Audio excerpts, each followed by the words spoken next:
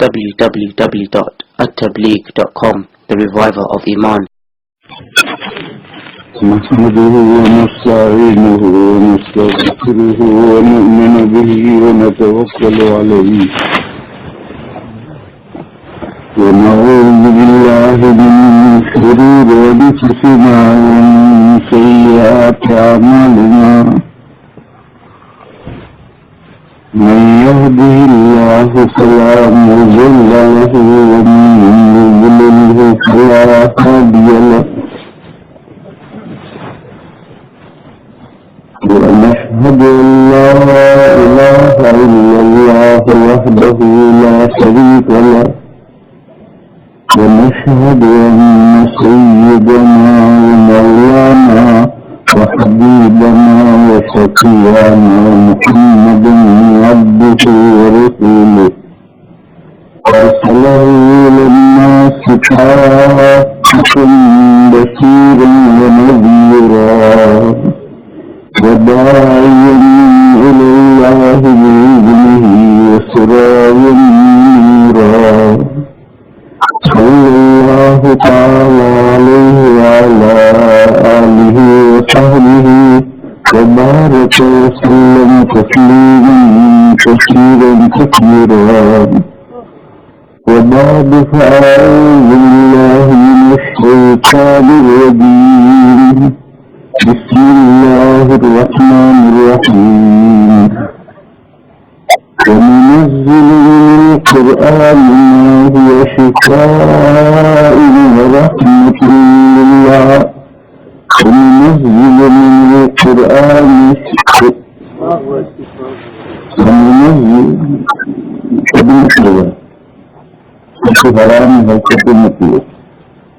وننزل من القرآن ما هو شفاء ورحمة للعالمين ولا يزيد الظالمين إلا خسارا بسم الله الرحمن الرحيم شهر رمضان الذي أنزل فيه القرآن هدى للناس وبينات من الهدى والفرقان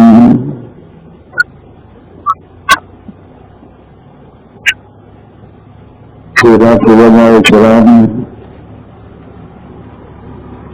برادران اسلام اور طلباء،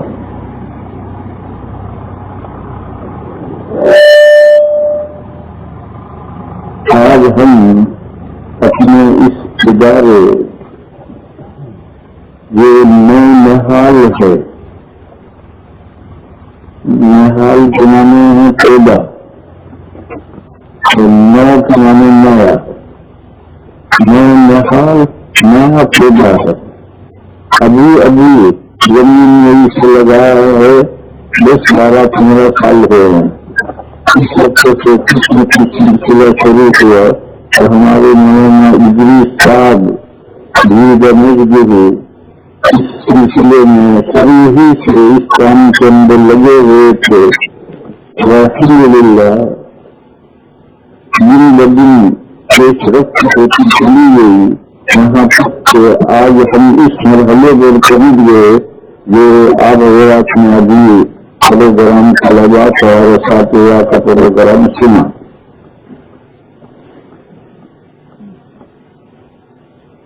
اس ادارے کے کیسے نظر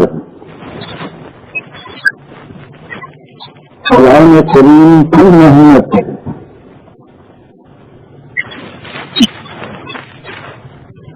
قرآن کریم جو اللہ کا کلام ہے،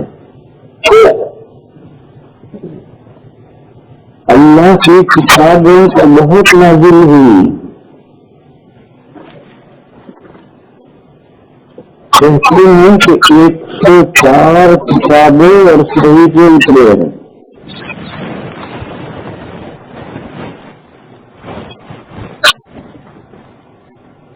یہ سب اللہ کی کتابیں تھیں، اللہ کا کلام نہیں تھا۔ اسی لیے ان کتابوں میں تحریف ممکن گئی، اگر اللہ کا کلام ہوتا اس کی تحریر ممکن نہیں ہے. لا مبدل لکلمات اللہ، اللہ کی باتوں کو کوئی بدل نہیں سکتا. اگر پہلی کتابیں اللہ کا کلام ہوتی تو اس میں تحریف ممکن نہیں تھی. ان کتابوں کے لیے ہمیشہ رہنا مقدر نہیں تھا، اس لیے اللہ تعالیٰ نے اپنا کلام نازل نہیں کیا تھا، اپنی کتابیں نازل کی تھی. قرآن کریم کو پڑھو، گزشتہ کتابوں کو سب جگہ پر کتابیں کہا گیا ہے، کلام کہیں نہیں کہا گیا. سورہ بقرہ میں ایک جگہ پر آیا ہے یسمعون کلام اللہ ثم یحرفونہ. وہاں موسیٰ علیہ السلام 70 آدمیوں کو منتخب کر کے پھول کر جو لے گئے تھے، انہوں نے جو اللہ کا کلام سنا تھا اس کا تذکرہ ہے، تورات شریف کا تذکرہ نہیں.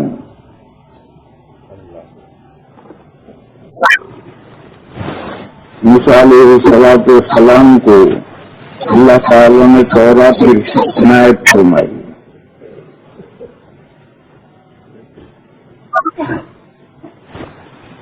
ایک سال پہلے لندن میں یورپ کا سب سے بڑا یہود کا جو پادری ہے اس سے میں ٹائم لے کر کے اسے ملاقات کرنے کے لیے گیا تھا.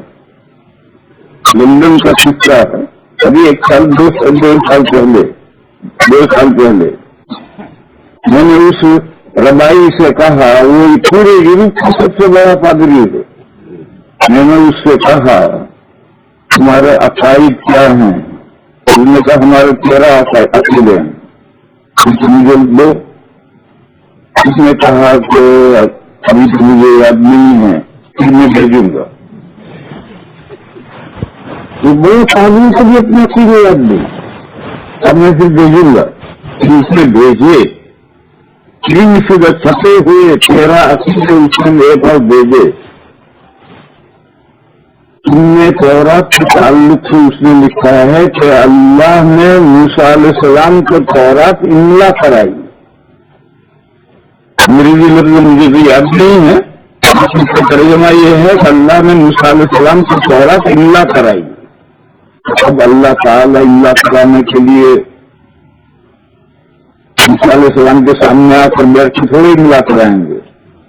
اللہ کے بندے حضرت جبرائیل علیہ السلام اللہ کی طرف سے آ کر کے وہ املا کرائیں گے. موسیٰ علیہ السلام تفسیر میں لکھیں گے.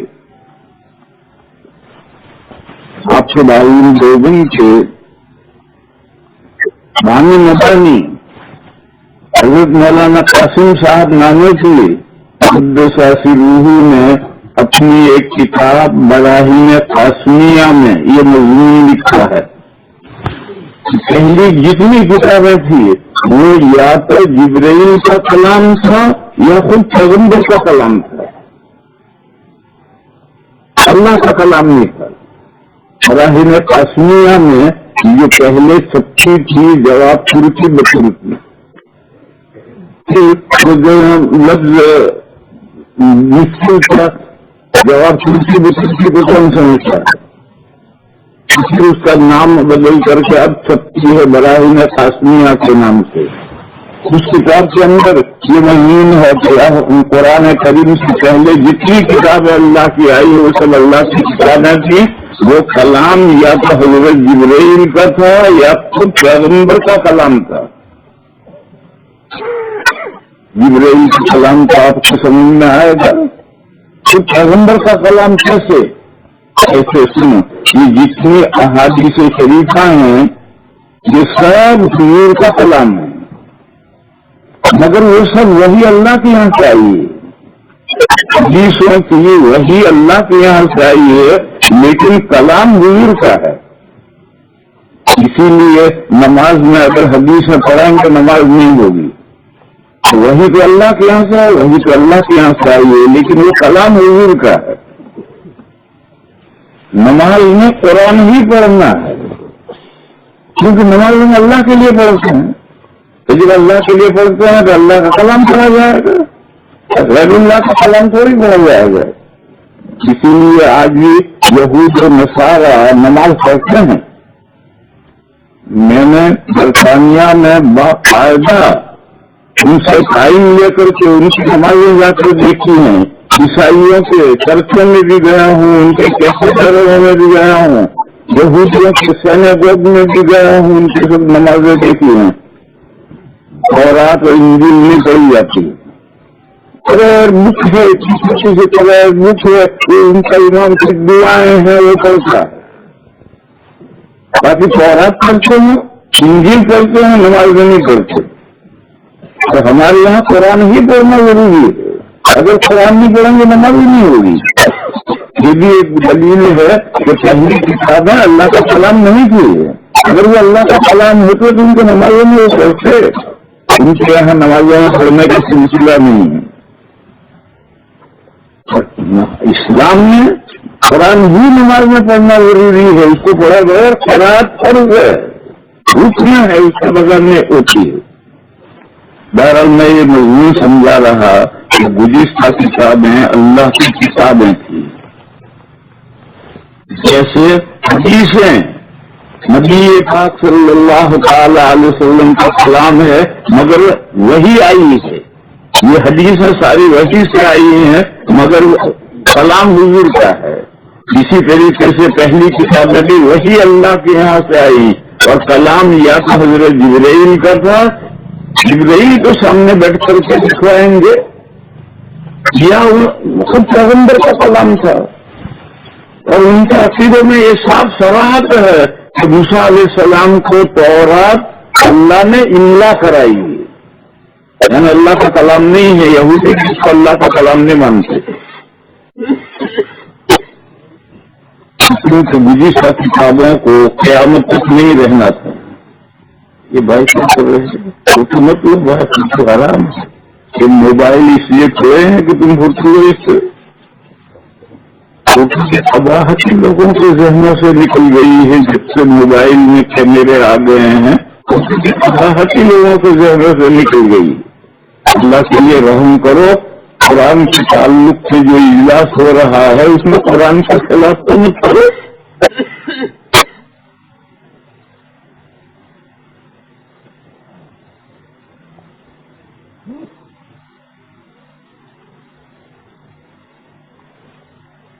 جب دور آخر آیا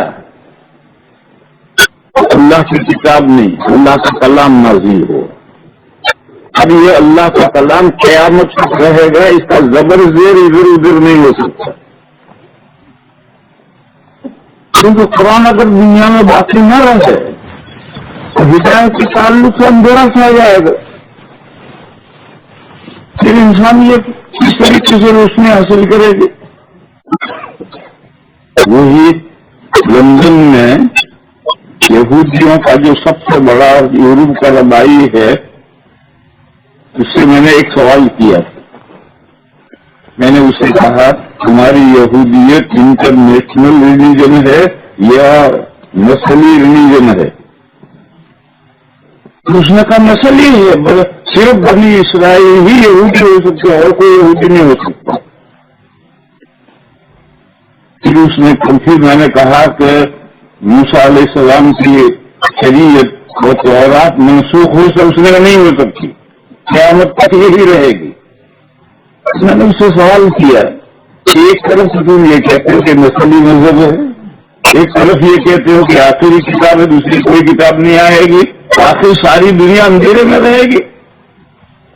قیامت تک ساری دنیا اندھیرے میں ہے, اس کے لیے ہدایت کا کوئی سامان نہیں ہے. اور تمہاری کتاب تو بنی اسرائیل کے لیے اس کا کوئی جواب نہیں تھا, خاموش ہو گیا. آخری کتاب سے تمام انسانوں کے لیے ہدی للناس, تمام انسانوں کے لیے رہنما کتاب آئی ہے قرآن کریم. فرمایا شہر رمضان الذی انزل فیہ القرآن ہدی للناس, تمام انسانوں کے لیے گائیڈ بک ہے, رہنما کتاب ہے تمام انسانوں کے لیے. مگر فائدہ کون اٹھاتا ہے؟ तमाम इंसान फायदा नहीं उठाते। कुछ बंदे हैं जो फायदा उठाते हैं और बहुत से बंदे हैं जो फायदा नहीं उठाते। कुरान करीम ने कहा वनुनज़्ज़िलु मिनल कुरान मा हुवा शिफ़ाउन व रहमतुल लिल आलमीन वला यज़ीदु ज़ालिमीन इल्ला ख़सारा। ज़ालिमीन भी है, नाइंसाफी करने वाले भी हैं, उनके हिस्से में टोटे के सिवा कुछ नहीं आता। मगर कुरान से नाज़िल हुआ था सारे इंसानों की रहनुमाई और हिदायत के लिए। लेकिन अगर कोई आंखें न खोले तो उसमें कुरान का क्या कसूर है? वो फारसी शायरी ने कहा है गर मदीन बरोल शब करा चश्म जब चश्मे आफ्ताब राते गुना। सूरज निकल आया, चमका डरना हो गया, इसमें सूरज का क्या गुना है? मेरी आंखों का कसूर है? ये जो चमका डर है क्षमा कीजिए, गुजराती में क्षमा कीजिए, ये जो चमका डर है ये दिन को अंधा हो जाता है। यहाँ सूरज निकला तो वो अंधा, और रात हुई और उसकी आंखें खुल जाती है और फिर खुद उल्टा हाथ में लगेगा, दिन का अंधा हो जाएगा। सूरज की रोशनी बर्दाश्त नहीं कर सकता। अगर वो सूरज निकलने पर वो अंधा हो जाता है, उसकी सूरज की रोशनी बर्दाश्त नहीं कर पाता है, तो सूरज का क्या कसूर है? तो तेरी आंखों का कसूर है। ऐसा ही इंसानों में भी एक बीमारी है, उसको कहते हैं चिंदिया। उसमें भी रात हुई अब नजर आने लगेगा सर, तो सूरज निकला और उसको कुछ जरूर नहीं आई। इसकी आंख का कसूर है, इसमें सूरज का क्या कसूर है? कुरान करीम तो सारे इंसानियत के लिए रहनुमा किताब आई है। अगर बहुत से बंदे इससे नाइंसाफी करें, उसका फायदा न उठाएं, उनका क्या कसूर है? कुरान का क्या कसूर? इसलिए कुरान करीम ने एक जगह पर फरमाया हुदल लिल मुत्तकीन। ये कुरान रहनुमा है परहेजगारों के लिए, नेक बंदों के लिए, शिर्क से बचने वालों के लिए। ये जो हुदल लिल मुत्तकीन कहा है वो फायदा उठाने के एतबार से कहा है। यही लोग फायदा उठाते हैं, दूसरे लोग फायदा उठाते नहीं।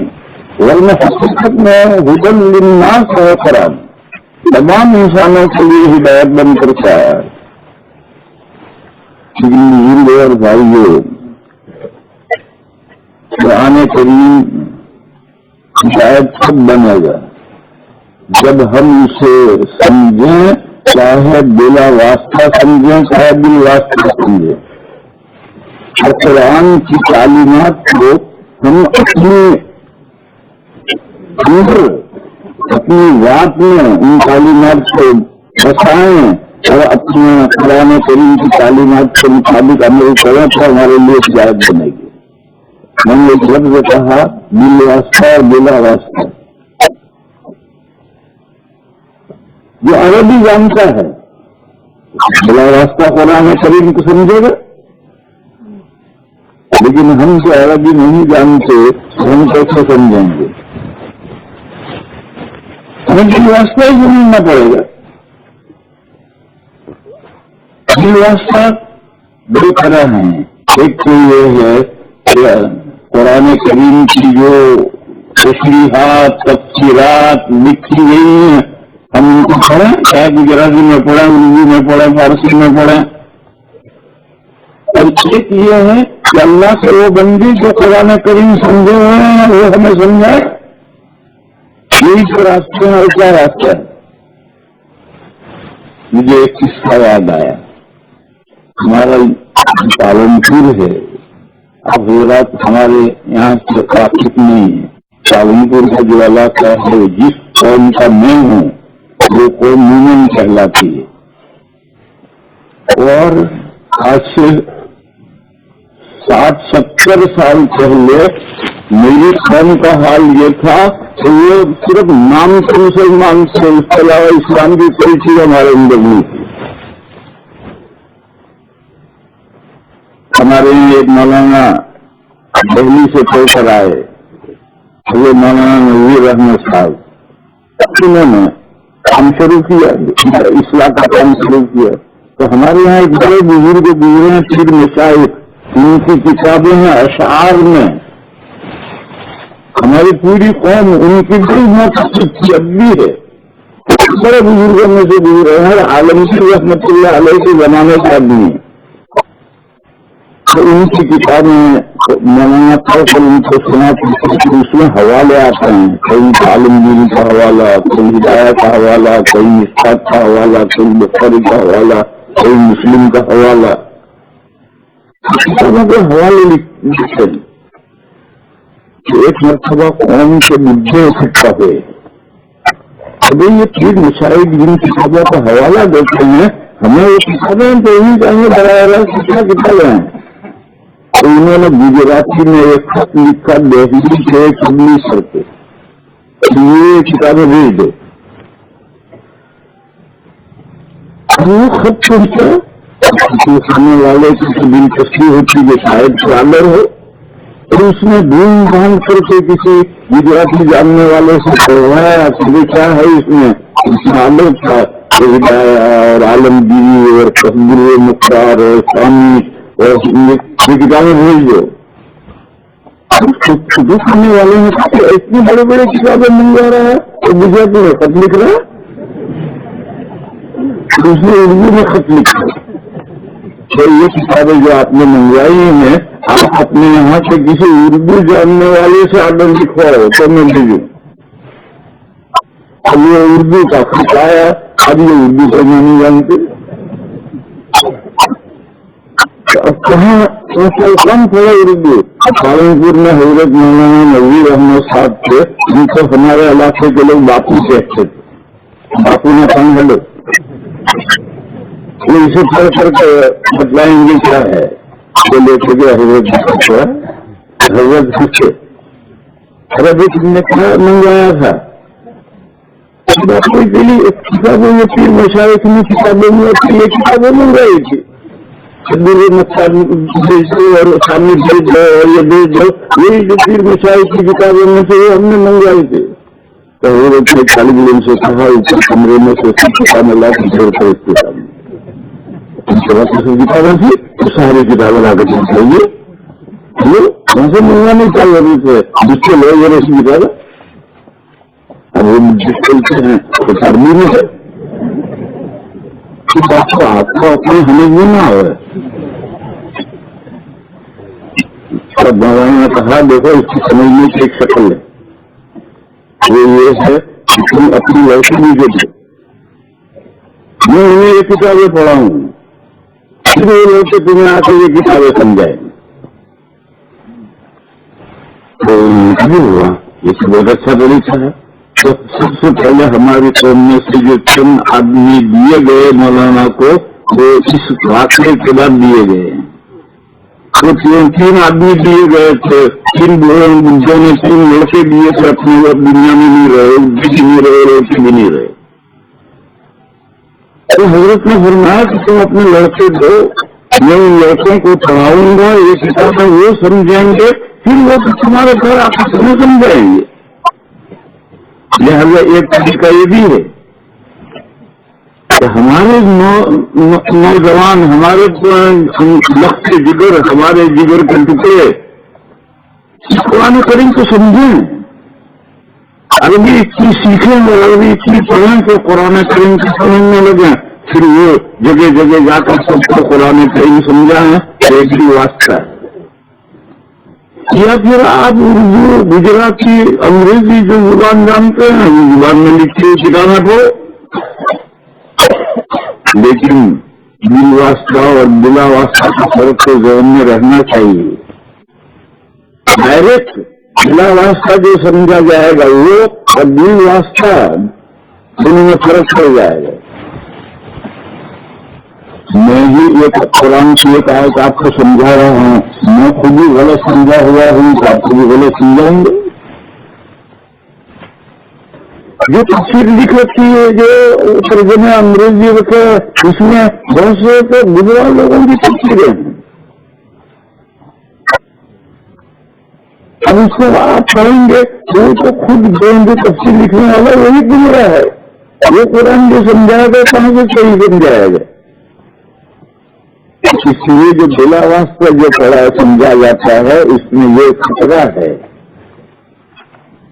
بلا واسطہ ڈائریکٹ قرآن کریم سے اس میں کوئی اندیشہ نہیں ہے. یہ قرآن کریم کا یہ قرآن کی زبان ہے, عربی کا کریم جانتا ہے, تو استاد نے سمجھا ہے کہ یہ مطلب ہے, اس کی سمجھ میں آ گیا کہ یہ مطلب ہے. اب اس میں گمراہی کا کیا سوال پیدا ہوتا ہے؟ تو اس لیے میرے بھائیوں, جو صحت راستہ ہے, محفوظ راستہ ہے, وہ براہ راست قرآن کریم کی سمجھنے کا ہے, اور باقی جو راستے ہیں مجبوری کا علاج ہے. معلوم نہ ہو چٹنی سے بھی روٹی کھا لیتا ہے, چٹنی نہ ہو تو پیاز سے بھی کھا لیتا ہے, پیاز نہ ہو تو کیلے سے بھی روٹی کھا لیتا ہے. لیکن جو کھانے کا مزہ ہے وہ جب کھانے کا سالن ہو تو بھی تو کھائے گا. اس لیے عرب کی براہ راست قرآن کریم پڑھنے پر قابل ہیں, اور ہم براہ راست قرآن کریم پر ہر آدمی قابل نہیں ہے, لیکن ہم بھی اپنے نہالوں کے مدد سے قرآن کو براہ راست سمجھنے پر قابل ہو سکتے ہیں. ہمارے تمام مدارس اسلامیہ میں جتنے پورے دنیا میں جتنے مدارس اسلامیہ عربیہ ہیں, ان میں 6 علوم پڑھانے کے لیے یہ مدارس قائم کیے گئے ہیں. قرآن, حدیث, فقہ, اور قرآن سمجھنے کے لیے اصول تفسیر ہے, حدیث سمجھنے کے لیے اصول حدیث ہے, فقہ سمجھنے کے لیے اصول فقہ ہے. یہ 6 علوم پڑھنے کے لیے ہمارے یہ سب ادارے ہیں. لیکن ایک زمانہ تھا کہ ہمارے طلباء اتنے ماہر ہوتے تھے, محنت کرتے تھے, اور اتنے قرآن کریم حدیثوں پر فقہ کو اتنا سمجھتے تھے کہ مزید وہ فارغ ہونے کے بعد کوئی نئی محنت کرنے کی ضرورت نہیں تھی. یہی انہوں نے جو پڑھا ہے ہم نے پڑھا ہوا ہوتا.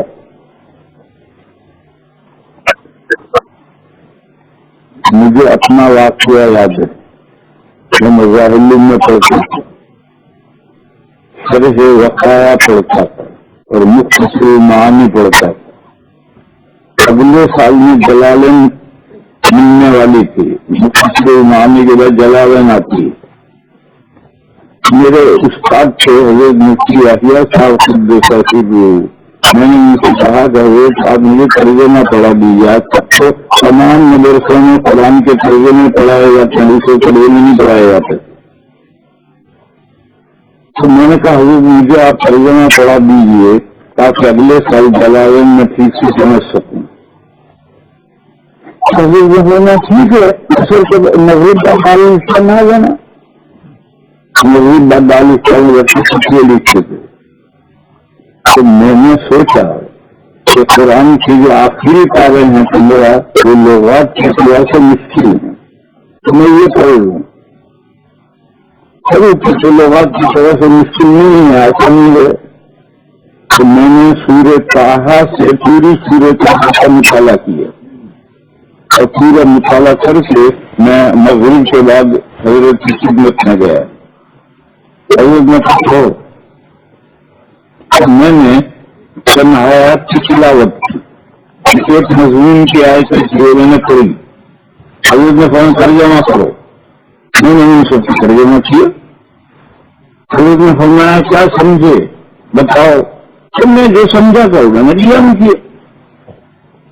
حضرت نے فرمایا آگے پڑھو. تو میں نے آگے کی چند آیتیں پڑھی جن میں ایک مضمون تھا. پھر حضرت نے کچھ نہیں کہا, میں نے آیتیں پڑھ کر خود ہی ترجمہ کیا اور خود ہی مطلب بیان کیا. حضرت نے فرمایا آگے پڑھو. یوں پڑھتا پڑھتے جب عشاء کی اذان ہوئی تو میں نے سورہ طٰہٰ پوری کر لی تھی, اور اس پوری سورہ طٰہٰ میں وہ ایک حرف نہیں بولے. آخری رکوع سے اوپر والے رکوع میں ایک لفظ آتا ہے معیشتن ضنکا. ضنکا کے معنی میں نہیں جانتا. اس جگہ پر میں نے پوچھا کہ حضرت اس لفظ کے معنی میں نہیں جانتا ہوں. تو ان کو بھی نہیں معلوم تھا. انہوں نے منجد کھولی اور منجد کھول کر کے مجھے اس سے معنی لکھوائے اور میں نے قرآن کا حیثیت پر لکھ لیے. مغرب بعد میں نے سورت آدھا پارے کی صورت ہے. مغرب بعد میں نے شروع کی تھی عشاء سے اذان پر وہ سورہ کہا پوری کی. پوری صورت میں کوئی لفظ یہ نہیں بولے. میں ایک مضمون کے آئے سے کھڑ کر ترجمہ کرتے اس کا مطلب سمجھا کرتا ہے. پھر آگے بڑھتا عشاء سے اذان سے حضرت نے فرمایا تجھے ترجمہ کرنے کی ضرورت نہیں ہے. یہ اس وقت یہ شرع وقار میں پڑھتا تھا. مختصر معنی کی اگلے سال سلام ملنے والی تھی. اس وقت اس چیز سے زیادہ اتنی زیادہ مضبوط کی سکتا اس کتابوں کے ساتھ طلبا پڑھتے تھے. لیکن زمانے کا احوال بدلتے ہیں. آج وہ صورتحال باقی نہیں رہی. تو صورتحال باقی نہیں رہی تب کیا کیا جائے؟ اب حضرات نہیں سمجھیں گے یا مولوی ہیں. ان مولویوں کی خدمت میں عرض کر رہا ہوں. اب ہمارے اکابر ایک بلڈنگ ہے 7 منزلہ اور وہ موٹی ہو گئی. کیا کرنا؟ 3 منزلیں اور اوپر چڑھا دو. تکمیل ادب بڑھا دو, تکمیل تفصیل بڑھا دو, تکمیل فلاں بڑھا دو. تو 7 منزلہ بلڈنگ تو موٹی ہے, اس پر 3 منزلیں اور بڑھایا گا تو کیا ہوگا؟ اگر پوچھی عمارت کو شروع میں جا کر کے صحیح کرو یا پلاسٹر کر کے صحیح کرو. اپنی 7 منزلہ عمارت جو بیٹھی ہوگی اس کو سنبھالو, اس کو دیکھو, اس میں 2-3 منزلیں اور چڑھا دو اور کرے گی. آج کل ہمارے اکابر یہی کر رہے ہیں کہ بھائی 7 منزلہ عمارت بہت بہتری ہو گئی ہے, طلبا کی استعدادیں بہت کمزور ہو گئی ہیں, 3 سال تکمیل کے درجے اور شروع کر دیا. انہیں محنت کرنے سے بالکل آخری 7واں درجہ تخصص کا تخصص شروع کر ڈالو, اسپیشلسٹ بنا ڈالو. تخصص اسپیشلسٹ بنا ڈالو. اسپیشلسٹ بنے گا لیکن پہلے دیوار کے جو 7 منزلہ عمارت سے وہ شروع کرو پھر تخصص بنے گا. مگر یہ تو دنیا میں ہو یہی رہا ہے. یہاں کی بات نہیں ہے, میں تو پوری دنیا کی بات کر رہا ہوں. دنیا میں ہو یہی رہا ہے کہ سب اکابر رونا رو رہے ہیں مدرسوں کی استعداد بہت کمزور, بہت کمزور, بہت کمزور. کیسے سنبھالا جائے؟ تو کہا 3 منزلیں اور اوپر چڑھا دو.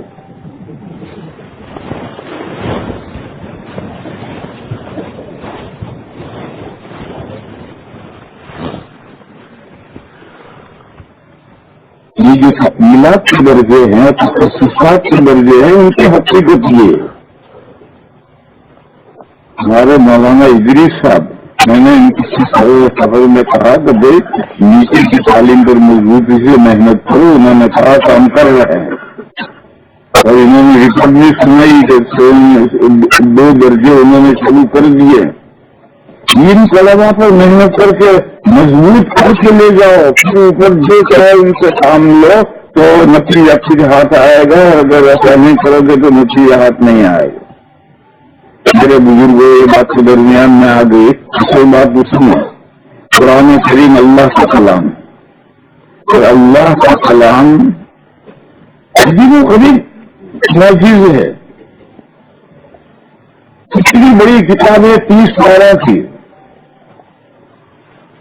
ہمارا ایک بچہ جو عربی جانتا ہی نہیں ہے 2-3 سال میں پورے قرآن کریم کو ایسا حفظ کرتا ہے, پڑھتا ہے. دنیا کی کوئی کتاب حفظ کر کے دکھاؤ, کوئی بچہ نہیں بڈھے کی حفظ کر کے دکھاؤ. آج تک تورات کا کوئی حافظ نہیں پیدا ہوا, انجیل کا کوئی حافظ نہیں پیدا ہوا, گیتا کا کوئی حافظ نہیں پیدا ہوا. وہ انسانی کلام ہے. یہ جتنی کتابیں ہیں یہ انسانی کلام ہے. اس کو کون کیسے یاد کرے گا؟ اور اس اللہ کا کلام ہے. اس اللہ کا کلام کا اعزاز ہے. آج ایک بچہ, اتنا ہی بچہ تھا, اس کے باپ نے کہا اس میں کلام سنائے گا, نہیں سناؤ. تو اس میں سورہ آل عمران کا آخری رکوع پڑھا، ان فی خلق السماوات والارض واختلاف اللیل والنہار لآیات لأولی الالباب. عقل دنگ رہ گئی. ایسا پڑھ رہا تھا بچہ جیسے کہ عربی سمجھ رہا ہے، ایسا نصب اترا، ایسا اتار چڑھاؤ کر کے بہترین پڑھ رہا تھا. کوئی عرب اگر سنے تو بچہ سمجھتا نہیں اور نہیں مانے گا، تو اگر کسی شہر سے بڑی نہیں سکتا. اور ہم بڑے قرآن کریم جو ناظرہ بولنے والے ہیں وہ بھی قرآن کریم جب پڑھتے ہیں تو ایسا اتار چڑھاؤ کے ساتھ پڑھتے ہیں. اگر کوئی عربی اگر ہمارا ناظرہ سنے تو سمجھے یہ سمجھ کر پڑھ رہا ہے، حالانکہ ہم بغیر سمجھے پڑھ رہے ہیں.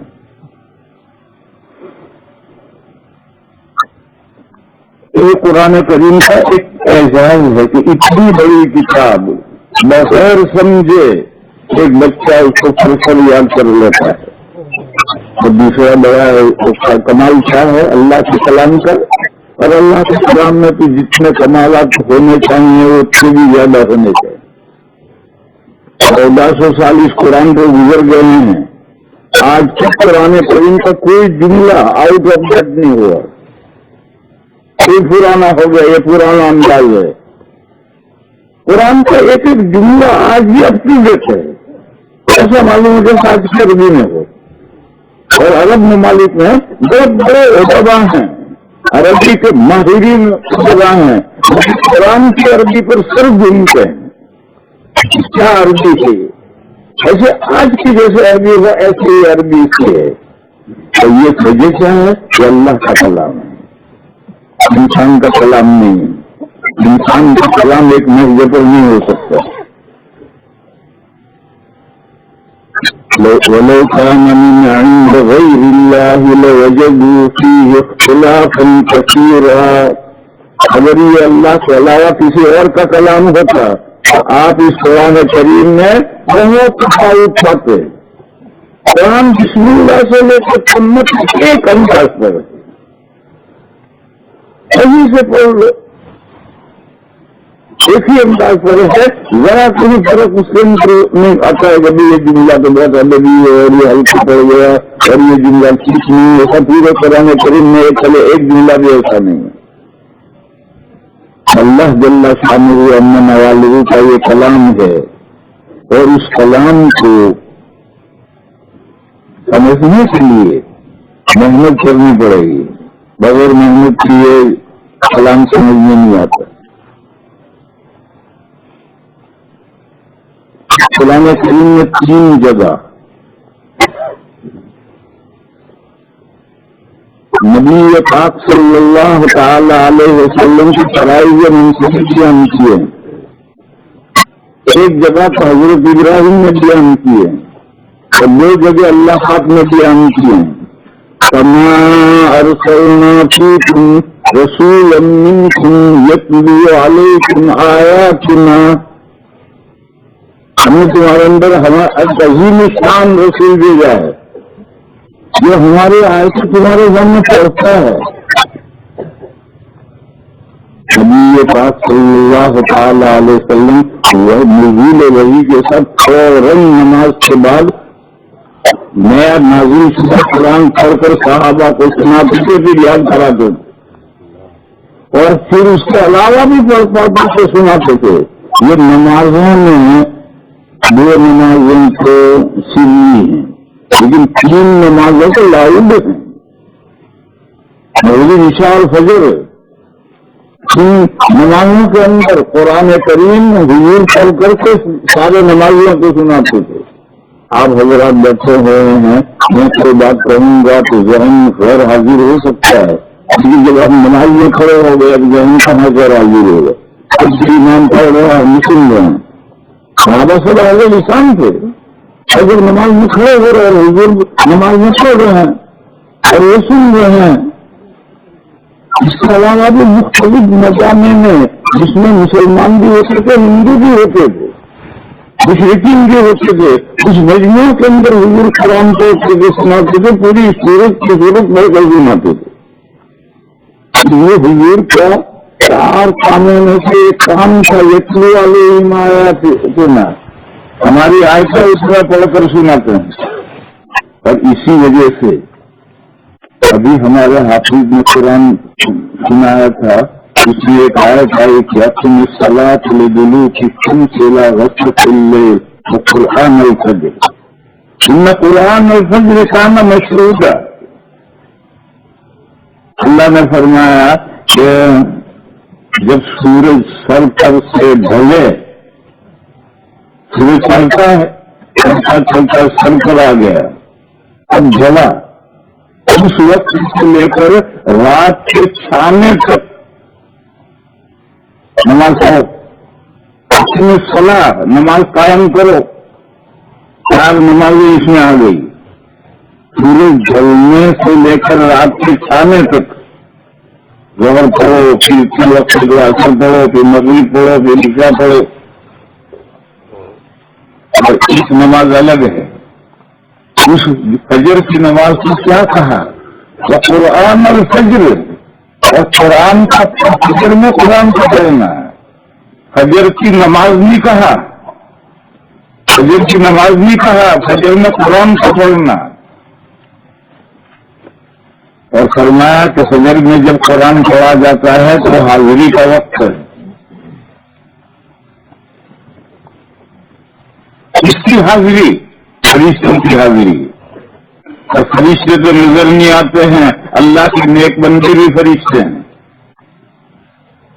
مجھے یاد ہے میں جب طالب علم تھا تو ہمارے ایک استاد تھے جامعہ ازہر میں، تعلیم نے ان کو بھیجا تھا عربی پڑھانے کے لیے.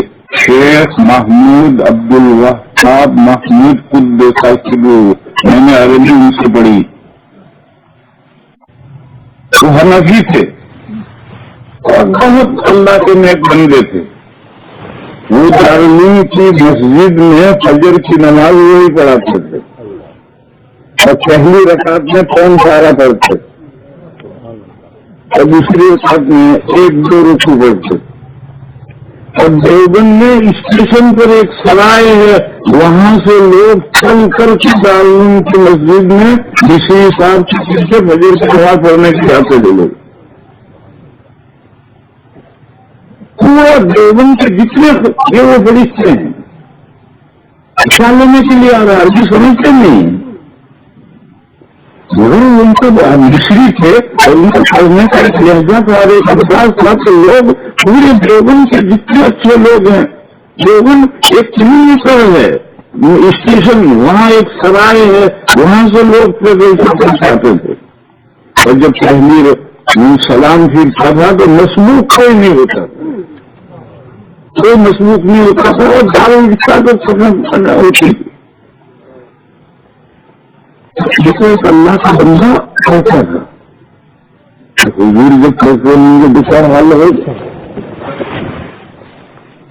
اور دیکھو میں نے مصری صاحب کا قصہ سنا ہے کہ میرا آنکھوں کا دیکھا ہوا ہے، میرے والد نے مجھے سنا ہے. میرے والد بابل کے طالب علم تھے، خارج کرنے گئے تھے، مسکات تک پہنچ کر کے چھوڑ دیا تھا. وہاں اس زمانے میں شیخ الحدیث سے حضرت مولانا شبیر احمد صاحب عثمانی، حضرت شاہ صاحب کا زمانہ گزر گیا تھا، مولانا شبیر احمد صاحب کا زمانہ آیا تھا. میرے ابا یہ سنا کرتے تھے کہ اول وقت میں صبح صادق تہجد کے لیے اٹھتے تھے، فجر کی اذان ہو گئی، مطلب ختم ہو گئی تو مسجد میں آ کر ایک کھانے میں لگتے تھے اور امام طالب علم ہوتا تھا.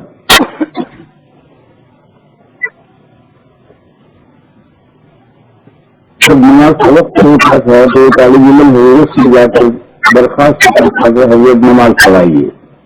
حضرت نہیں پڑھاتے تم پڑھاؤ. اور اگر کسی دن حضرت کا ارادہ ہوتا تھا پڑھانے کا تو نماز کا مقررہ وقت سے آدھا گھنٹہ پہلے کسی مسئلے پر آ جاتے تو مسجد میں 5-25 طالب علم ہوتے تھے، پیچھے کھڑے ہو جاتے تھے اور آدھا گھنٹہ پہلے نماز شروع ہوتی تھی. اور جب دارالاقامہ میں کھڑا ہوا کو پتا چلتا کہ آج حضرت مولانا شبیر احمد صاحب نماز پڑھا رہے ہیں، سبا یہ کہا کرتے تھے کہ طالب علم پاگلوں کی طرح سے بچے نکل کر بھاگتے تھے اور وضو کر کے سن کے بھی نہیں پڑھتے تھے جا کے نماز میں شریف. اور جب سلام پھیرتے تھے لوگ باہر جا کر دیکھتے تھے کہ سورج نیچے تو نہیں ہے. میرے ابا نے مجھے سنا ہے. اب یہ تو طلبا بیچارے کہیں کی عربی جانتے ہیں، لیکن بہرحال ہمارا تو ایک پڑھنے کا ایک انداز تھا. اس انداز کی وجہ سے طلبا پاگلوں کی طرح سے بات کیا کر عقائد مدنی سے پڑھنے کا انداز. یہ شریف کا ایک قصہ ہے. ایک ایسی مجلس جس میں مسلمان بھی تھے، ہندو بھی تھے. یہ ہندو ہمارے مشرقوں سے ایک ہی ہیں، عرب کے مشرقین اور یہ ہندو سے ایک ہی ہیں. ہندو بھی تھے، جنات بھی تھے، انسان بھی تھے. اور حضور پاک صلی اللہ تعالی علیہ وسلم نے سورہ نجم پڑھ کر سنائی اور نجم اذا ہوا. اس کی آخری آیت میں سجدہ تلاوت ہے. جو سورت پوری کی اور حضور نے سجدہ تلاوت کیا، سب مسلمانوں نے تو کیا، جنات نے بھی کیا، ہندو جتنے تھے انہوں نے بھی سجدہ کیا. ایک اس میں سجدہ نہیں کیا، اس نے مٹی زمین سے اٹھا کر ماتھے سے لگائی ہوتا ہے میرے لیے کافی ہے. حضرت مسعود رضی اللہ تعالیٰ عنہ راوی میں وہ کہتے ہیں کہ اس مجلس میں جتنے ہندوؤں نے فیصلہ کیا تھا دیر سویر سب کو ایمان کی دولت مل گئی. اس بدھے کو اصلیت نہیں ملی. جو بدرے میں مارا گیا کفر کی حالت میں سب کو دیر سویر ایمان کی دولت مل گئی. یہ مشہور حدیث ہے. مجھے تو اس میں یہ بتانا ہے کہ حضور تمام غیر مسلموں کو بھی قرآن کریم کو سناتے. آج بھی جیسے ہوتے ہیں اور اس میں ہم دعوت دیتے ہیں. یہ ہمارے محترم صاحب سے گزارش ہے کہ آج کا اتنا بہترین جلسہ آپ کے شہر میں جو غیر مسلم ہیں اور سرگرم ہیں ان کو دعوت دو، بلاؤ ان کو. یہ ہم غلطی کرتے ہیں کہ صرف مسلمانوں کو ملاتے ہیں. کیوں مسلمانوں کو کیوں ملاتے؟ ان کو ملاؤ، دعوت کھلاؤ، کھلاؤ کھلاؤ، احترام سے بٹھاؤ. کم سے کم قرآن کو سنیں اور اس قرآن کے سننے کا بھی ان کو اصل بولتا ہے بغیر سمجھے. یہ ہمارے یہاں بہت بڑی کمی ہے کہ ہم اپنے دینی پروگراموں میں اپنے ہندو بھائیوں کو نہیں بلاتے ہیں. ان کو بلانا چاہیے، باقاعدہ عزت دعوت دینی چاہیے، ان کے حسب ہمیشہ کھانا کا بھی انتظام ہونا چاہیے. اعزاز کے ساتھ اس پر بٹھاؤ اور سنو باتیں. چاہیں گے تو سب کچھ ہوگا. اگر ہماری محنتوں کو ہونی چاہیے. نبی پاک صلی اللہ تعالی علیہ وسلم ایسے مجموعوں میں جس میں غیر مسلم ہوتے تھے ان کو بھی قرآن پڑھ کے سناتے تھے، وہ عربی جانتے تھے. اور فجر میں حضور پوری سورہ یوسف آدھے پارے سے زیادہ سورت ہے. فجر کی نماز میں ایک رکعت میں پوری سورہ یوسف پڑھتے اور سارا قرآن کریم پڑھ کر کے سنایا جاتا تھا. قرآن میں یہ کہا کہ اپنی صلاح نماز کا اہتمام کرو سورج ڈھلنے کے وقت سے لے کر رات چھانے تک. میں تو اپنی صلاح آیا مگر آگے کہا قرآن الفجر. فجر کا قرآن فجر میں قرآن کا پڑھنا اس لیے ہمیں فجر کی نماز پڑھو، لیکن فجر کی نماز پڑھو یہ کہنے کے بجائے یہ کہا کہ فجر میں قرآن پڑھو. اسی لیے میرے بھائیوں مغرب کی نماز تو پہلے یہ رکھو شروع اسلام میں 2 ہی نمازیں تھی، فجر اور عصر.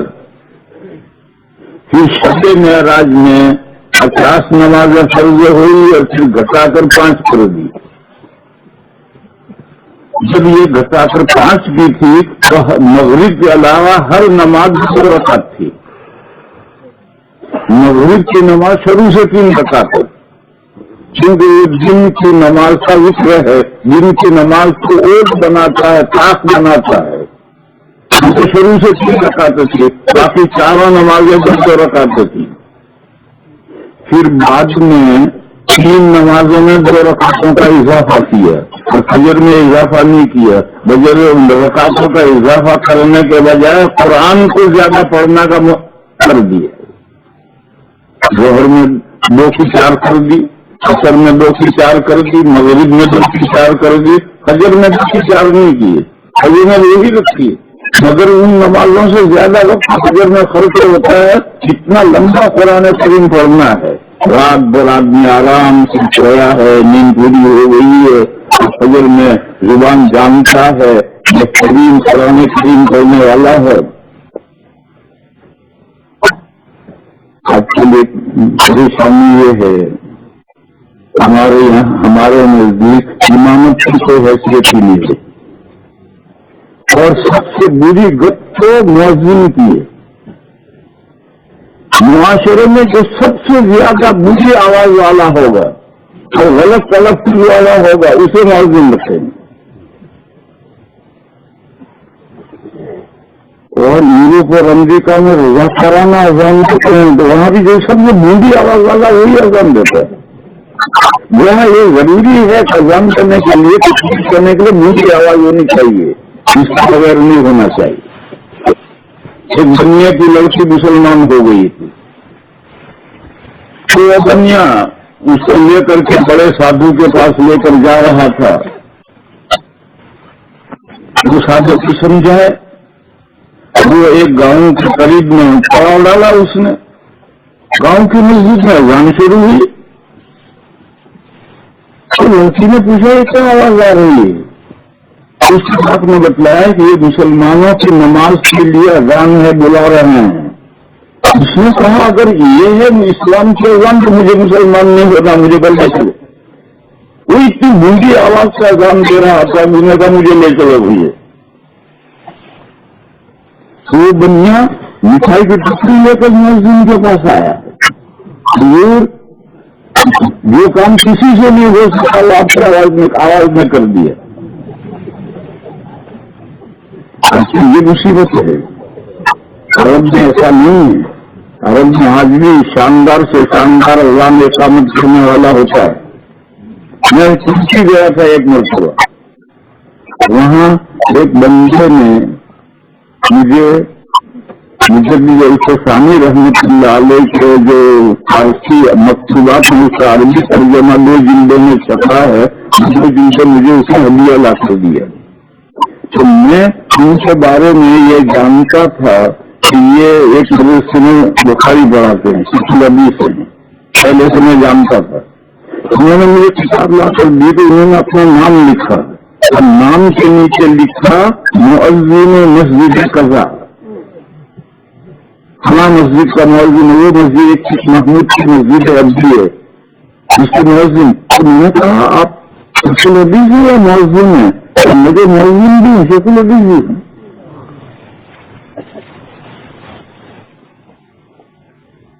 اسی درجے کے لوگ مؤذن ہوتے تھے. اور اذان اور نماز یہی اقابل پڑھاتے تھے. جب حضرت مسلمان 85 سال کے ہو گئے وہاں تک نماز پڑھاتے تھے. حضور نے آخری زندگی پر سارے طلباء نے نماز پڑھائی ہے.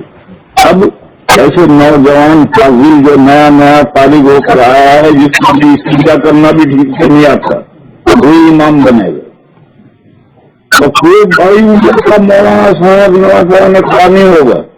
یہ امامت کی کوئی حیثیت ہی نہیں.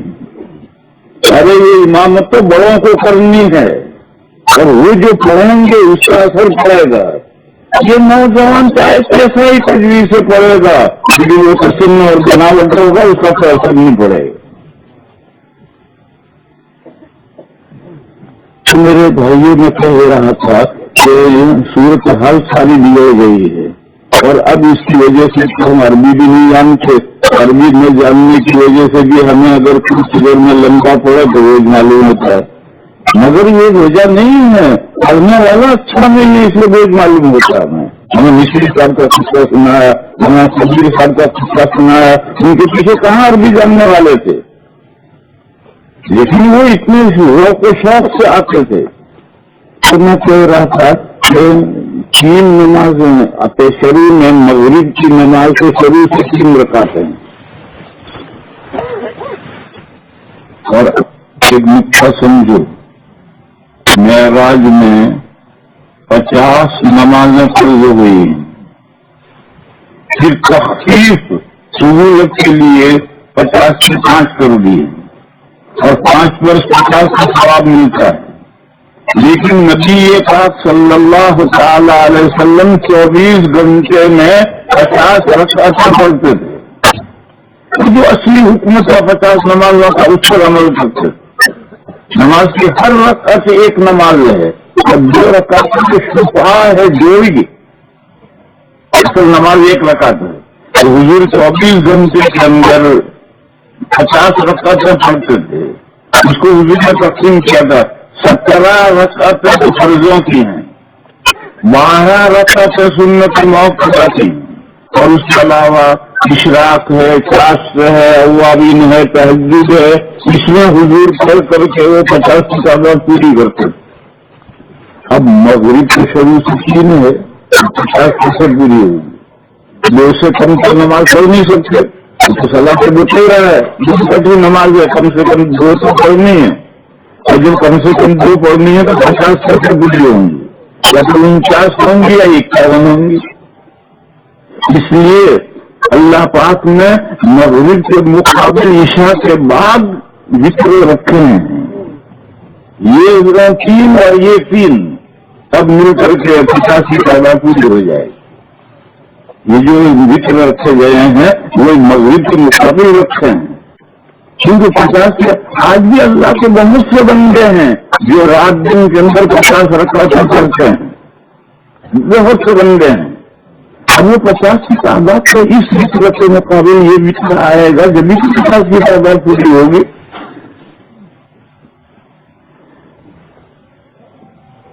تو بات دوسری سے چلی گئی. میں تو یہ کہہ رہا تھا کہ فجر کی نماز کو اللہ نے قرآن میں فجر کہا، کیونکہ اس میں قرآن بھی پڑھنا ہے اور قرآن بھی سنانا ہے. اور آج بھی بہترین پڑھنے والا ہے تو آج بھی سننے کے لیے لوگ تیار ہیں. اور گنڈا پڑھنے والا ہے تو تھوڑا قرآن بھی بھاری معلوم ہوتا ہے. نبی پاک صلی اللہ تعالی علیہ وسلم کی یہ ذمہ داری تھی قرآن سنانا، لوگوں کو سناؤ، چاہے وہ عربی جانتے ہیں یا نہ جانتے ہیں.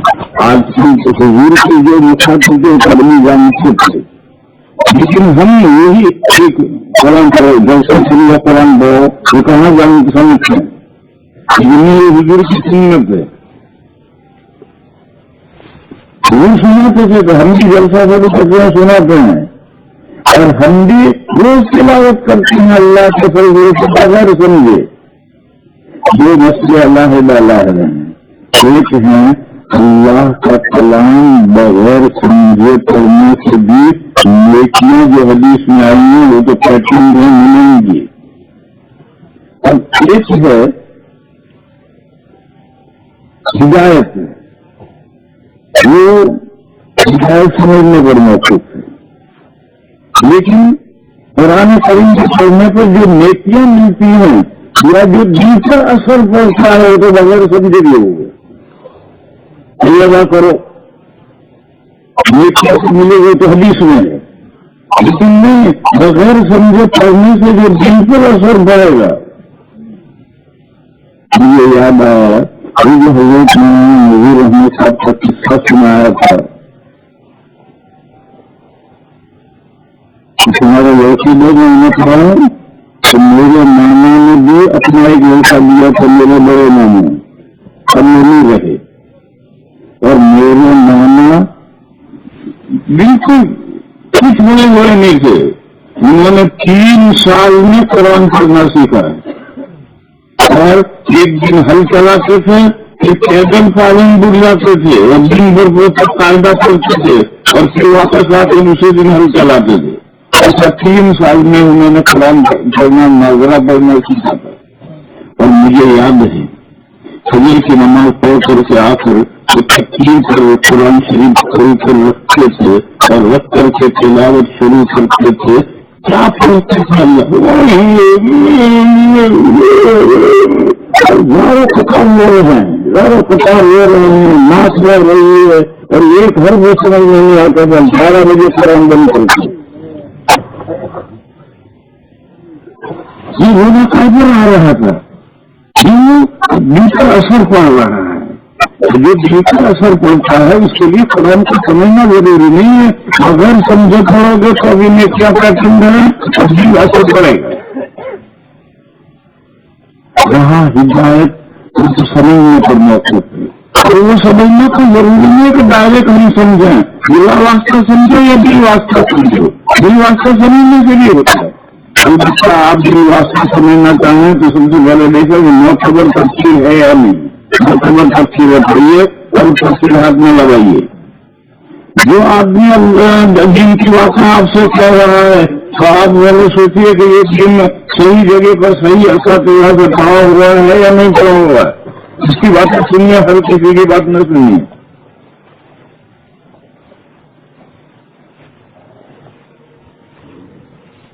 تو اللہ کا شکر ہے، اللہ کا فضل ہے کہ اب آہستہ آہستہ علماء کی توجہ ہو رہی ہے قرآن کریم کی طرف. آپ کو یاد ہوگا آپ کے بچپن میں مکتب میں ناظرہ کیسے پڑھا جاتا تھا.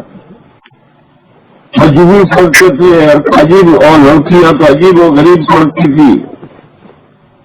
مگر پورے ہندوستان کی کیا پلٹ گئی. اور خاص طور پر ہمارا مولانا لستانوی زیدہ مجدو اس سلسلے میں بہت اچھی محنت کرتے ہیں اور پورے ہندوستان میں انہوں نے ایک جال بچھا دیا اور ہر جگہ پر قرآن کو صحیح پڑھنے کا سلسلہ شروع ہو گیا. اور گجرات اس میں آگے ہے. اللہ کا فضل ہے، اللہ کا شکر ہے. گجرات بچوں مکتبوں کی تعلیم میں قرآن صحیح پڑھنے میں گجرات آگے ہے، دوسرے صوبے پیچھے ہیں. تمام ہندوستان کے صوبوں کے اندر قرآن مکتب میں صحیح پڑھنے کا سلسلہ شروع ہوا ہے. اسی طریقے پر قرآن کریم کو سمجھ کر پڑھنا اس کا سلسلہ بھی شروع ہوا ہے. آپ کے دارالعلوم دیوبند میں ایک درجہ ہے تفصیل تفسیر. اس میں سال بھر میں 3 تفسیروں کی مدد سے پورا قرآن کریم پڑھاتے ہیں. 50 طالب علم اس میں ہوتے ہیں. یہ تو دارالعلوم دیوبند میں سلسلہ بہت دنوں سے چل رہا ہے. اب ہمارے گجرات میں ابھی 2 سال پہلے دابیل کی مجلس شورا نے طے کیا کہ دابیل میں تخصص کا درجہ کھولنا چاہیے، تخصص کی تفسیر کا. میں دابیل کی مجلس شورا کا ممبر ہوں. میں نے کہا کہ تخصص کے بعد میں چیزیں پہلے تفصیل کرو. 1 سال تفصیل کا رکھو، پھر اگلا سال تخصص کا. ڈائریکٹ تخصص PhD نہیں ہوتی ہے، پہلے تکمیل سے گزرنا پڑے گا. اور تکمیل میں یہ حضرات کو میں سنا رہا ہوں، تکمیل میں 1 سال کے اندر مکمل قرآن کریم بچے کو پڑھا دو، تفسیروں کی مدد سے نہیں. ڈائریکٹ قرآن پڑھاؤ اور سال بھر میں پڑھاؤ کم، اس سے محنت زیادہ کر کے نکلواؤ. بچے چھوٹے پڑھا نہیں کرتے، ان کو پڑھانے کی ضرورت نہیں ہے. خود ان سے محنت لو اور ان سے نکلواؤ. اور سال بھر کے اندر وہ 3 اساتذہ 10 پارے 4 گھنٹے پڑھاؤ. آپ وہ مطالعہ کریں اور اگلا ساتھ نکال کر کے خود لائیں. ایسا 1 سال میں دارالعلوم دیوبند میں تفصیل تفسیر ہوتا ہے 3 تفسیروں کی مدد سے. مگر 6 گھنٹے ہو کر کے بھی سال بھر میں 5 پارے پڑھائے جاتے ہیں. تفسیریں ہیں، جزانی ہے، تفسیریں کرتا ہے. اب اس کو سمجھاؤ کہ آدھی آیت ہوتی ہے 3 پر میں سبق نہیں، تفسیریں نہیں. قرآن کریم ڈائریکٹ پڑھاؤ، 3 آدمی بڑھائیں اور باقی وقت 3 گھنٹے ان کے لیے محنت کے لیے خالی چھوڑو اور وہ اگلا سبق خود نکال کے لائیں، تیار کر کے لائیں. اس طریقے پر 1 سال میں تکمیل کرو، پھر اگلے سال تخصص کرو. پہلے ہی سال فارغ ہوتے ہی تم تخصص کروانا طے نہیں کر سکتے تو پورے قرآن کریم کا ترجمہ نہیں کر سکتا ہے، وہ تخصص کیا کرے گا؟ 1 سال سے تکمیل کراؤ. یہ کابل میں نے مشورہ دیا اور سب کی سمجھ میں آ گیا. اور اس سال شروع کرنا تھا، تکمیل کا درجہ شروع کرنا تھا، مگر ایک طالب علم نے درخواست دی اور کوئی طالب علم آیا ہی نہیں. کیونکہ ابھی نیا ہے، لوگوں کو اس کی حفاظت معلوم نہیں ہے. اس لیے ہمارے مولانا ادھر سے پتہ نہیں کہاں سے جنگل میں سے پکڑ لائے 4 طالب علم. ان کا تو یہی کام ہے. بابل سے بڑا ادارہ ہے، وہ کسی طالب علم کو ڈھونڈنے نہیں جاتا ہے. جو آئے درخواست دیتے 1 طالب علم آیا تو شروع ہی نہیں کیا. مگر یہ تو بہرحال کہیں نہ کہیں سے ڈھونڈ کر کے 4 طالب علم لے آئے. تو اب یہ جو طلبہ آئے ہیں ان کو پہلے 1 سال میں تکمیل کراؤ اور 1 سال میں تکمیل کرا کر کے اگلے سال تخصص کراؤ. 2 سال سے کم نصاب چاہیے، اس سے کم میں کچھ نہیں ہوتا. اور تکمیل کرانے کے لیے بھی ضروری ہے پہلے استعداد دیکھو تو اس کی عربی کی استعداد کتنی ہے، قرآن و حدیث اس نے سمجھ کر پڑھا ہے یا نہیں پڑھا ہے. اگر قرآن و حدیث میں سمجھ کر نہیں پڑھا یا عربی کی استعداد اس کی پختہ نہیں ہے تو پھر محنت جائے گی، محنت حاصل نہیں نکلے گی. اس لیے عربی کی استعداد کم کو بہت زیادہ دوسری چیزیں نہیں، عربی کی استعداد سچی چاہیے اور پھر اس کو پڑھاؤ. میں ابھی یہ کر رہا تھا کہ یہ سلسلہ الحمدللہ شروع ہو رہا. دارالعلوم دیوبند میں بھی مجلس شورا میں یہ بات آئی کہ تخصص کا درجہ ہونا چاہیے. تو یہ بات آئی کہ تخصص کو بعد میں کیجیے. اب یہ تکمیل تفسیر ہے، اس میں پورے قرآن کریم کی طلبہ کی نظر کم سے کم ہو جائے تو کرو. ابھی تو 6 گھنٹے بیزالی مظہری اور یہ دوسری 3 تفسیریں پڑھاتے ہیں. تفسیریں پڑھا کر کے 6 گھنٹے میں مل کر کے 5 سارے ہوتے. اب پورے قرآن پر اس کی نظر ہی نہیں ہوئی، پھر تخصص کراؤ گے. تو مجلس شورا نے یہ فیصلہ کیا کہ وہ ایسی تدبیر کرو کہ ان کا پورے قرآن سے کم نظر ہو جائے تو پھر آگے ٹھیک سوچیں گے. اگر اب تک کوئی شکل نہیں بنی، دیوبند میں اب تک کوئی شکل نہیں بنی کہ ان کو کس طریقے سے میرے ذہن میں ہے، لیکن میں کم بولتا نہیں ہوں کہ بولوں گا تو مجھے کون سی طرح میں بولتا ہی نہیں.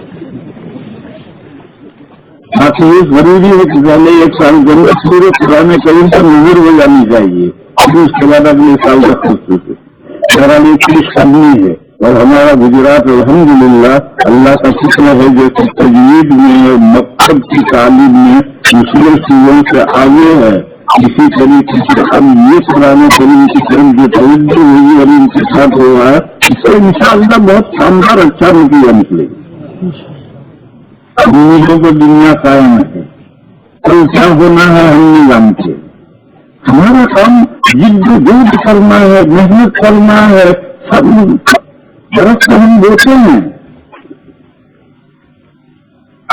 پھل آئے گا یا باندھ ہوگا ہمیں کیا معلوم. ان کو درخت بول رہے ہیں، پانی پلا رہے ہیں، پھل کیا ہوتا ہے اللہ جانے. قصہ لکھا ہے ہارون رشید ایک بڑا بادشاہ ہے.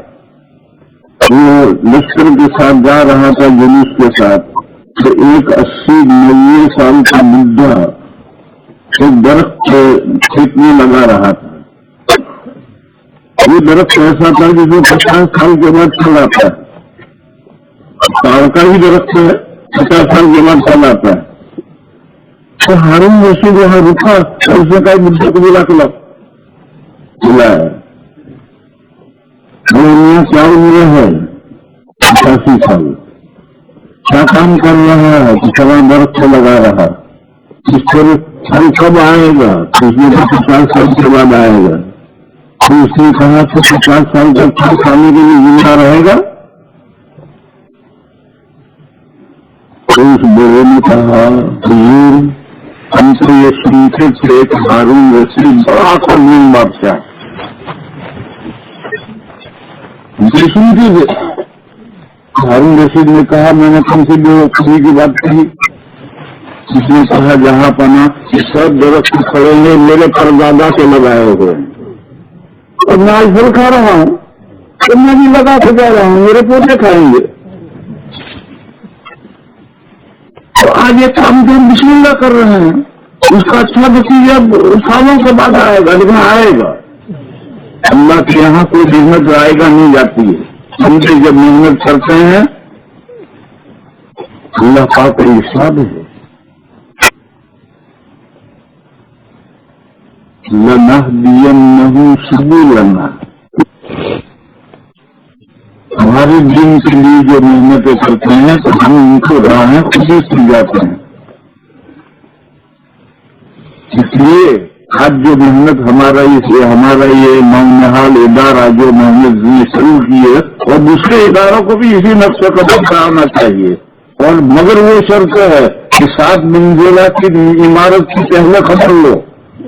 یہ 7 منزلہ جو عمارت بودی ہو گئی ہے اس کی پہلے خبر لو، پھر اوپر منزلیں چڑھاؤ. اگر اس کی خبر لیے بغیر منزلیں چڑھاؤ گے تو وہ بھی کیا کرے گی. یہ مختصر سی باتیں تھی. ان باتوں کو ختم کرتے ہوئے میں اس ادارے کے محتمین کو، اس ادارے کے مددگاروں کو، تعاون کرنے والوں کو، شہر کے لوگ ہوں یا شہر سے باہر کے لوگ ہوں جو اس ادارے کا خاص طور پر یہ جو اس تفسیر کی جو درجہ جو سلسلہ شروع کیا ہے اس کی جو لوگ مدد کرتے ہیں، تعاون کرتے ہیں، اللہ تعالیٰ سب کے تعاون کو قبول فرمائے اور سب کے جان میں، آل میں، اولاد میں برکت پیدا فرمائے. اور اللہ تعالیٰ اس ادارے کو دین دینی رات 100 گنی ترقی عطا فرمائے. اور ہماری جو ٹوٹی پھوٹی خدمتیں ہیں ہمارا مولا بڑا کریم ہے، ہماری محنتوں کو وہ ضائع نہیں کرے گا، ہماری محنتوں کو قبول فرمائے، اس میں برکت فرمائے. یشا مبارک تھی شلوم ممزائی، اللہ تعالیٰ چاہیں تو ٹکڑے ٹکڑے الگ الگ ان کے اندر بھی برکت پیدا کر سکتے ہیں اور اس کو بھی جمع کر کے اللہ تعالیٰ سب چیز کر سکتے ہیں. اس لیے میں اس مبارک کام کو مبارکباد پیش کرتا ہوں اور امید کرتا ہوں کہ میں نے جو 1-2 باتیں کہی ہیں اس کو ملحوظ رکھ کر کے کام بڑھاؤ. اور دوسرے جو ادارے ہیں ان کو بھی ان باتوں کو ملحوظ رکھ کر کے قرآن کریم کی طرف توجہ لاؤ. قرآن کریم کی طرف سے بہت دیر کی خاطر ہو گئی ہے اور آج ہمارا فاضل ہوتا ہے مگر وہ 2 صفحے کا ترجمہ بھی نہیں کر سکتا قرآن کریم کا، تو پھر 7 سال لگانے کا فائدہ کیا ہے. یہ جو نقصان ہے ہمارے آنکھوں کے سامنے اس کی تلافی کے لیے محنت ہمارے اکابر کو کرنی ہوگی. آسمان سے کوئی فرشتے نہیں آئیں گے اس کے لیے محنت کرنے کے لیے، انہیں حضرات کو محنت کرنی ہے. اس لیے اللہ تعالیٰ ہماری خدمات کو قبول فرمائے، ہمیں مزید توفیق عطا فرمائے. اس کے بعد میں 1-2 نکاح پڑھے جانے ہیں، وہ نکاح پڑھیں گے پھر اس کے بعد دعا کریں گے. جاؤ بھائی. www.attableek.com, the reviver of